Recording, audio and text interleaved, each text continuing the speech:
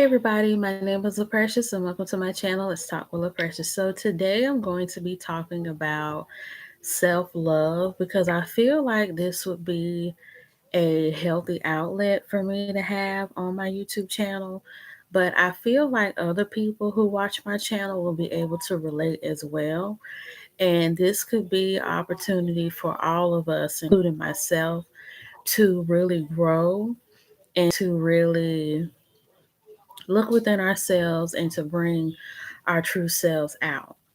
So, the reason why I want to talk about self love today is because I just feel like I really need to deal with something that I've just never really have fully dealt with on the scale that I need to deal with it on. And that is self love, and that is self esteem, and that is self worth, I guess you can say.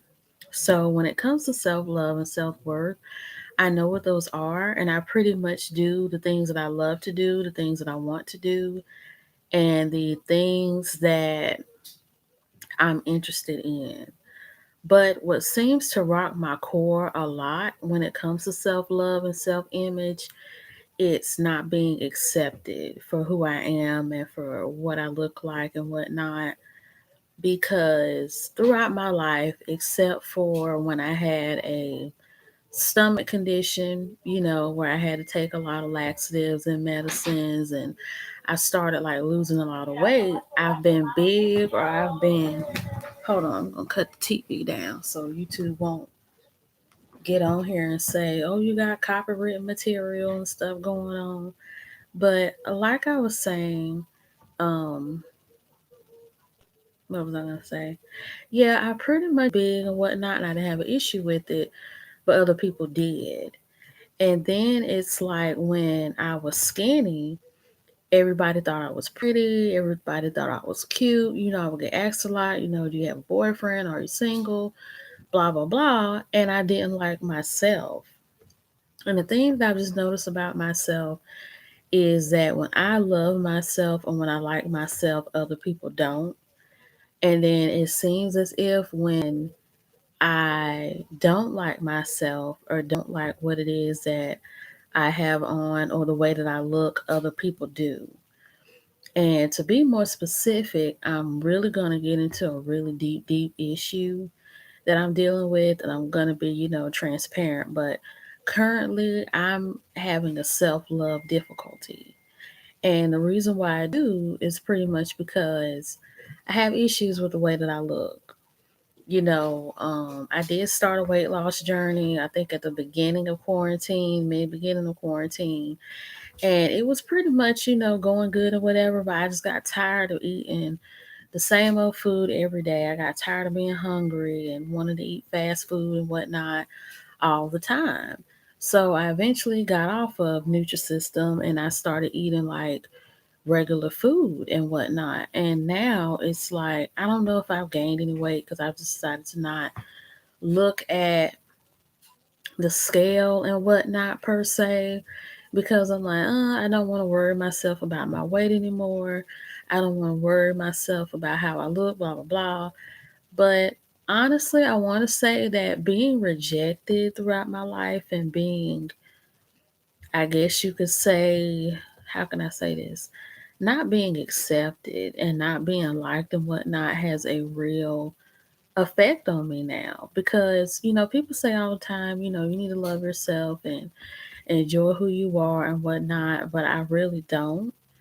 And it's because I like my mind and I like how I think and I like my beliefs. So I'm starting to love and like a lot of myself now. But when it comes to the way that I look, I just don't like it. And the reason why I don't is because a lot of times I just feel like I'm not black enough to people. Because in the area that I live in now, it used to be different for black people, but now it's like, and I believe due to the whole Black Lives Matter movement, due to, companies starting to gear their attention towards people of color and people of different ethnicities, now black people are being more appreciated. And you're starting to see, black art in places like Hobby Lobby and Kirkland's and all these other places, and even in Walmart now they have African art pictures.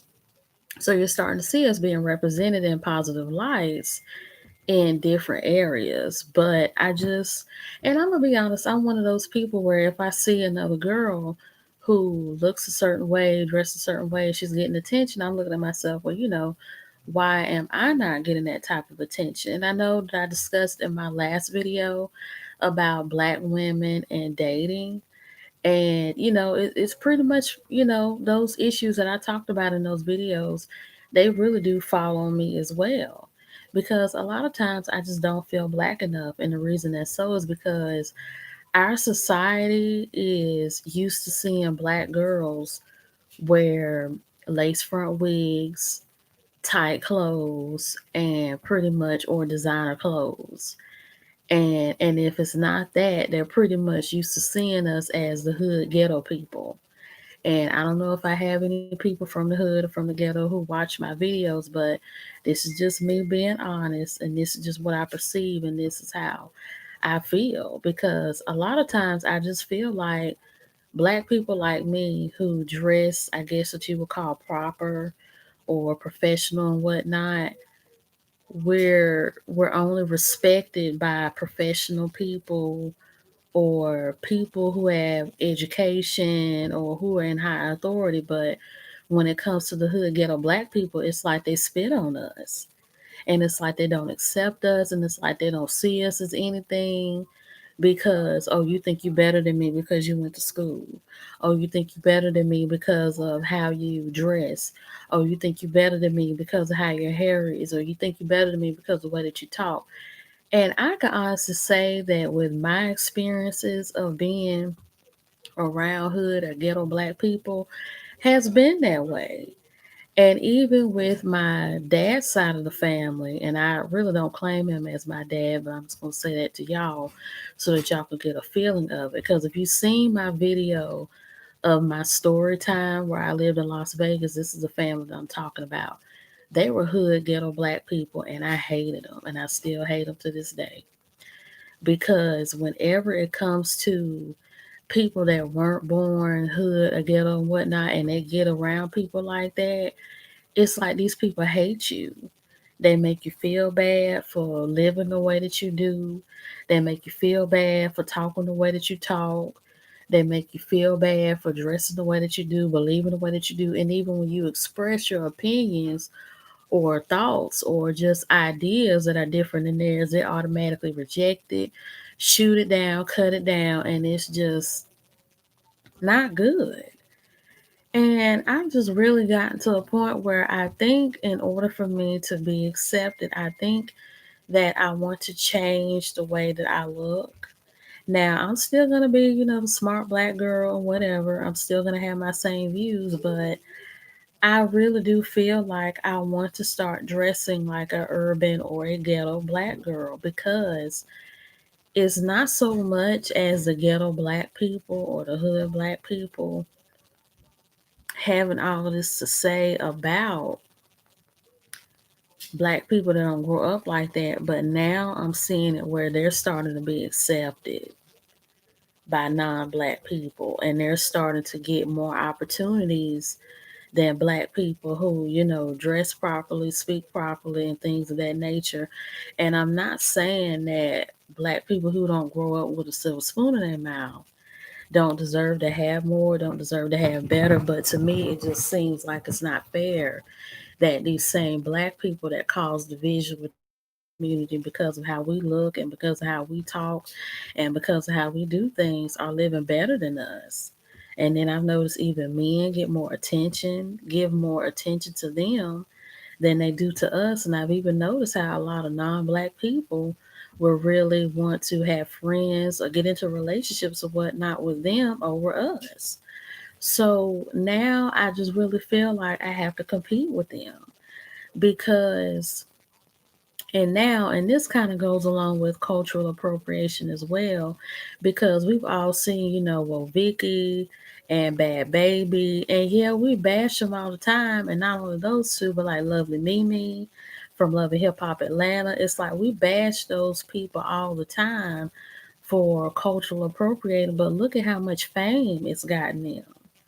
Like, even after the fame and craze is already said and done, the fan base is still there, the attention is still there, and people still love them and accept them and whatnot. But we all know if they would have just been, the nice little white girl or a cool Asian girl, they wouldn't have got that much attention. And I feel like in the black community, that's something that we're really not seeing. It's like we glorify this hood ghetto black lifestyle of wearing gold jewelry, driving in expensive cars, wearing designer clothes, and cussing and being disrespectful to everybody as a way of being. And then when it's like when you're nice and sweet, or when you are, or when you have morals or standards or whatever, you're boring. Nobody wants to talk to you. Nobody wants to be your friend. Nobody wants to be nice to you or whatever. So it's whatever. And then when two black people that happen to be where one is from the other side of the tracks and the other one's from the hood or the ghetto, they can't mix. Cause it's like you try to be nice and friendly to a hood ghetto black person, they want to catch your attitude, they want to be mean. Hey, Sai, and hey, Forecast, they want to catch your attitude and they want to be mean, and it's as if we can't really mix. And the thing that I hate is how when it comes to ghetto or hood black people, the way that they dress and carry themselves is that of black culture, but it's just the attitude. It's mean, muggy, it's not sincere, and it's not nice, and it's like everything is just wrapped up in narcissism. And it's like if you don't look good, or if you don't have a banging body, or the baddest chick, or the coolest dude, it's like they don't respect you. And if they don't respect you, they make you a slave or a servant to them because they know they can rock and roll with you because you're nice and you'll do whatever they want you to do for them. And I'm just speaking from honesty and from what I see. And anybody who knows me and watches me, they know that I am spiritually in tune. And when you're spiritually in tune, it don't always have to do with God or the universe or whoever you believe in. You can just catch vibes with people, and you could just sense personalities and just feels and insights about people. And people get mad about how I feel and people get mad about what I have to say. And I don't care because these are my opinions and my thoughts. But I'm sure the same people who are against me, they know it. And they're mad that I'm voicing it. And they're mad and they're upset, like, oh, here she go. Oh, here we go again. And it's always those same people that know that you're right, but they never want to acknowledge that you're right because they're the living nuisance or the living nuisance or the living annoyance that you're talking about. And it's irking their soul and their spirit that they know that they don't mess with you, but by you speaking volumes to it, it's bringing it out. And so I've learned now how to categorize my feelings and let it out in healthy spaces, like my YouTube channel and with, Facebook groups that are catered to women like me. So I have a healthy outlet and don't have to really stay shut up with these feelings anymore or have an emotional explosion with my family per se, because sometimes when you have emotional explosions with your family, they don't always go over so well, or they don't always, transpire, that well. And, now I'm growing and maturing and whatnot and thinking a lot better, but that's just how I feel because I have spoken to young women about self love and self hate, and I've even helped them, but I just feel like now it's really time for me to help me. And I'm not ashamed to say that one of the reasons why I have not accomplished what I want in life and how I want to live in life and whatnot is simply because of money, and it's simply because of life experiences. Like, I know that I'm 25 years old and I haven't really lived a full life as much as other 25-year-olds have, but it's not my fault. because the way that I was brought up, I was sheltered a lot and not really able to bust out the seams at 15 or bust out the seams at 17 or 18 or even 14 and get all of that youthful energy and lust and vibrancy and stuff out before going to college and really growing and maturing into a successful or established 25-year-old like other people have. And then another thing that's really hard is that even with that, you have to put up with people even in this society that will judge you because you're not fully established like they think you should be at 25 years old. Because nowadays when you're 25, everybody expects you to have the latest car, the latest house, or the latest apartment or condo complex, all the friends, to be married and to have at least 2 kids already, and a successful career. But people fail to realize that there's a lot of relationship building that has to go on. There's a lot of life lessons that have to be taught. There are a lot of connections that have to be met and made. And life pretty much has to be that way for you and your plan and your alignment in order for that to happen. And people fail to realize that everybody is not raised the same. Everybody's not born into the same family. Everybody's not taught the same things.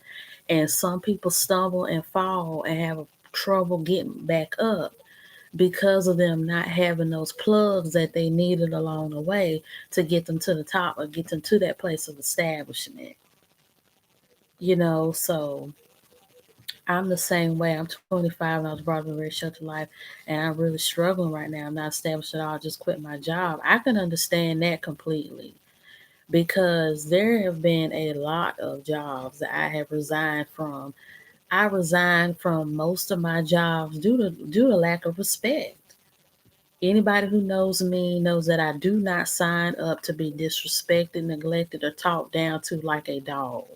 If you guys have seen my videos, I have been in offices with managers, with shift leads, with even head managers about people in management and even coworkers talking crazy to me.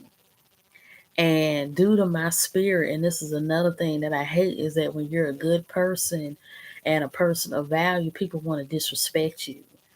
And they feel like they have the right to, and they feel like they have the power to, pretty much because you're good and you're just, and that's what you're supposed to do. And I really do blame it on Christianity to an extent. Hold on, y'all. I gotta get something to drink because my throat getting real dry.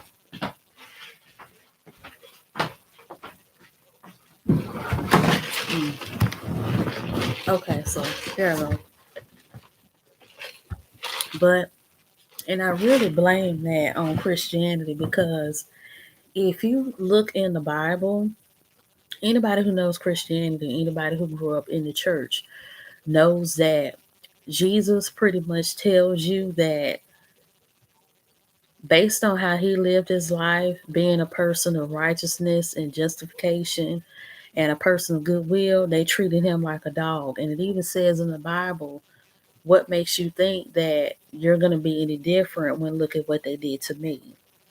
And I feel like due to our world and even in American society being so church brought up and so church grown and so religiously combined and made, everybody has that mindset. Oh, if I'm a hellion, if I cuss, if I sleep around, have sex, I'm a slut.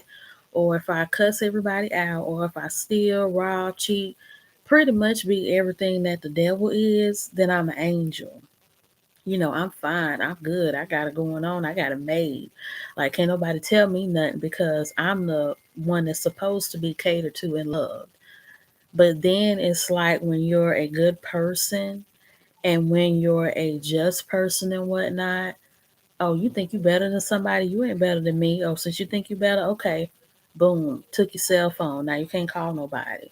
Or boom. When I hear you talking about your dreams and that new job you're gonna start, I pick up the phone behind closed doors and lie to your manager on you so you won't get the new job or you'll lose your job. Yeah, it's stuff like that that goes on behind the scenes too with that backbiting and that vindictiveness and that jealousy. And then, oh, you don't like me because I'm being mean to you and you want to talk about it with your coworker that's my friend. Okay, so when you work a shift, I'm gonna cut your hours short and send you home early. Yep, I'd have seen that too. And it's like our society is pretty much trained, and I even blame God for this because I feel like He has made this world so that anybody who is not just or saved or sane, they're pretty much praised. They don't suffer, they don't go through anything, they're loved by the masses, they're treated with the utmost respect, even though they didn't work for it and didn't earn it. And when it comes to people that are really good, genuine folks, they get treated like crap because Jesus was treated that way. I'm gonna be honest with y'all, I am not Jesus. Nor do I want to be like him, nor do I really want everything that he has. Now, even though I practice Santeria, I still do pray to Jesus from time to time because anybody who knows Santeria knows that Santeria pretty much means the way of the saints. We use candle magic, we use offerings and things of that nature. And yes, we do sacrifices and we have ceremonies, but the saints are still called on just like the Orishas. Just because we don't live in slavery time like they did where they had to use the white saints to hide behind that, is still a part of the practice. Because when you read books on Santeria and even talk to Babalawos and things of that nature, they they still connect to them. And plus, another thing about people in the ATR community, ATR pretty much means African traditional religions, they fail to realize that Santeria has a pantheon of Orishas like Ogun and Orunla and Oshun and Yamaya and Ilegwa and Shango. They're not the only ones. It's thousands of Orishas. But at the same time, these Orishas are combined, and you even see this in Haitian voodoo with the Loas. They're combined with Mother Mary or with Saint Martha or with Jesus and Olodumare in Orisha, with the Orisha African spirit, is equivalent to God because you have, and the pantheon is just like Jesus because Olodumare is God, and you have God, and then you have the Orishas where you have Ilegwa, who is like the gate opener or the gatekeeper, which will open you up to the other pantheon of Orishas, and that's just like Jesus. So it's pretty much the same thing, but the reason why I prefer the Santeria faith over that one is because I feel like with Christianity, you have to suffer too much for nothing. And you have to go through so much turmoil and unfairness and seeing so many people get by and get away with stuff for nothing. And you always have to be the one praying and crying and pleading and asking for mercy and grace and just blessings all the time through hardships while the other people don't have to go through anything. And I'm just really tired of that now. Ilegua is Papa Legba in Haitian voodoo. Okay. Papa Legba. Yeah, I've heard of Papa Legba before. Now, when it comes to the Haitian Loas, the only Loa that I have connected with is Izuli Dantor and Azuli Freda. And with Azuli Dantor, she's connected to Mother Mary, and Azuli Freda is connected to Our Lady of Sorrows. And I don't know if it should be called spirit possession, but I know what it's like to have an experience with Azuli Freda. Because when I did my ritual with Azuli Freda and I used a candle that was prepared by a Haitian voodoo priestess, I felt every pain and tear and just gnar in my heart. Like I had never felt that kind of sorrow and pain before. So the Loas are real. Spirit possession is real because I did have a connection with her. But when I tell y'all about this, it's just, and I feel like this is what's been really getting at me lately, because it's like I want to get to a place where I'm happy, and where I could finally be where I'm supposed to be at. Because now I'm jumping back to where I left off before. I have spent a whole lot of money. I've spent thousands of dollars on myself within the past 5 years of my life. And a lot of those years have been spent on self discovery, finding out who I am, self love, and things of that nature. Because I felt the need to. Because the thing is, when you're sheltered and you don't really get to live an abundant life, and when you've been so used to going to church, work, and home on a consistent basis, when you finally get that freedom, you're like, okay, who am I? And that's where I was in my early 20s up until now. Now I'm more spiritually established and I'm starting to come into my own as a person. But when it comes to this self love and this self image thing, it's gotten to a point where I'm like, you know what? We're going to have to do something about this because I refuse to go into my late 20s and early 30s still living with self hate because I'm tired of it. And people don't really understand that when it comes to somebody struggling with self love and self hate, it's hard. And yeah, you can live your life. Yeah, you can go to school, work, hang out with friends, and all that kind of stuff. You cope with it. But when it comes to actually dealing with it, it's not easy because people fail to realize that in order for you to be quote unquote established at 25, based on Instagram standards and YouTube standards, it's expensive. Like, let's just get real about this because a lot of YouTubers, from what I see, I'm watching TV, y'all, while I'm doing this, but I got it on mute because I know as soon as YouTube hear that sound in the back, they're gonna be like, "Oh, well, we heard copyright material in your video, so we had to take it down." And I don't want that because I don't want this video be taken down and I have to do it again. But but yeah, and the thing is that these YouTubers are not being honest, and I don't blame them because I wouldn't want somebody in my pockets either. Because the internet can be brutal when they find out you a certain age and not making as much money as they think you should, or you don't live in a certain area, a house or whatever like they think you should. Because everybody always want to be a judge of how other people should live their life based on their own standards instead of thinking about how the other person on the other side of the screen is giving you content is living and thinking and feeling. So I don't really blame them for not being as open about their pockets because I know good and well I don't like nobody being open in mine. The only thing I'm going to say about this is that to live an established life, it is expensive. It's not cheap. When you have a car of your own, you pay the price of the car, which is a down payment. And if you want an up to date car, because this is 2020, if you want a car that's at least 2 years old, you're gonna be paying down at least $2,000. Okay, we got that out the way. Now we moving along to a car payment. Some people's car payments are like $400. And the only way you can afford that is if you make at least $15 or above an hour working full time Monday through Friday and you don't have any kids or any house or apartment or condo bills or grocery bills to pay. And then you have to look at your check and see how much you have left over from paying the down payment and the monthly car note. And then you got to see, okay, well, do I have enough to get an apartment? Do I have enough to get a house? Unless you have a partner and family members that's going to help you on your way. If it's not enough, you're going to have to get a second job or you're going to have to build some type of side hustle. And people don't always explain how life works when it comes to having access to money.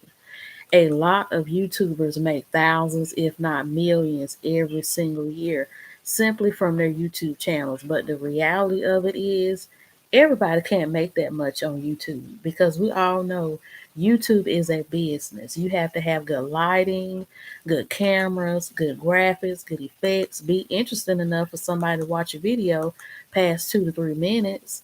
And you have to have thousands of subscribers before you can even be in partnership with YouTube to get a sustainable check. So that's that conversation. But then on top of that, people don't really see how hard it can be sometimes for adults to really live on their own comfortably. Because in order for you to do that, if you're not an Instagram influencer or at least an Instagram, public figure or any type of social media figure where you can make money from what it is that you do, you have to have a good paying job. And a lot of these jobs, unless they require you to have a certain certification or degree, you could sign up for full time hours, but they may not give it to you because the way they like to fit the schedule, especially in retail and in fashion, sometimes they like to tell you when to work and not the other way around. So you could sign up on your schedule to work 4 days out the week. They start you out with two. And then if you work good enough or hard enough, they add on three or four. And then sometimes if they hire so many people, they could work you through the schedule like they want to. And that's really hard for somebody that wants to have a car and a house of their own and live a healthy life and be able to travel, be able to go to and fro on trips, to be able to afford bills and car notes and stuff like that. So, yeah, that's another conversation that a lot of us are not having or really thinking about because in order to live life, it costs money. It does, it costs money. And in today's world, depending on how you want to live, you have to be making enough in order to live it comfortably.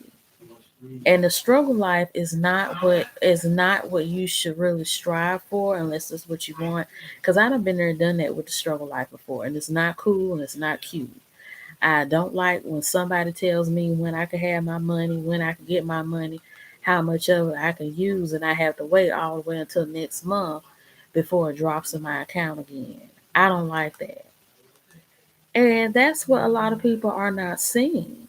That in order for us to be established, we have to earn enough money. And then when we get down to the matter of the fact is some people are not taught how to afford a house, a car, and whatnot because everybody's parents does not prepare them for real life like that. They don't. You have parents that don't sit down with their kids talking about car notes and house bills, light bill, water bill, unless they complaining and saying, well, you need to quit using so much of my water, you running my bill up.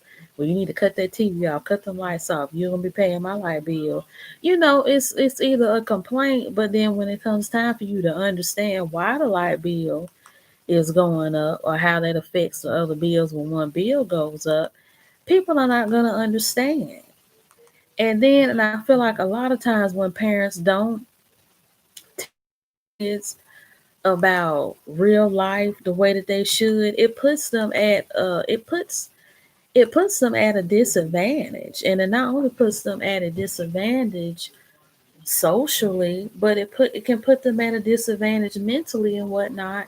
And then when you get down to it, people in society can be some low down dirty dogs and very elitist when it comes to people being of a certain age, not being married, not having cars, not having apartments and houses of their own. And that could really have an effect on someone too.